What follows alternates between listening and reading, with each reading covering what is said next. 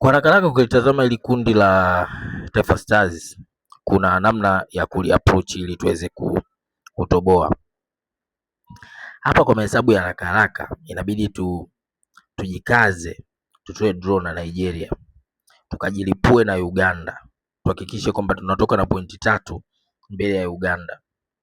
Alafu tuende tukapaki basi kwa Tunisia, tuhakikishe kwamba tunatoka na pointi 1. Jumla tutakuwa na pointi 5. Yaani hili kundi nikiliangalia naona kabisa kuna uwezekano wa sisi hapa kupenya, na tunapenya kirahisi sana kama tukicheza karata zetu vizuri. Na kucheza karata vizuri ni kuhakikisha kwamba mechi yetu ya kwanza hatupotezi kwa gharama yoyote ile.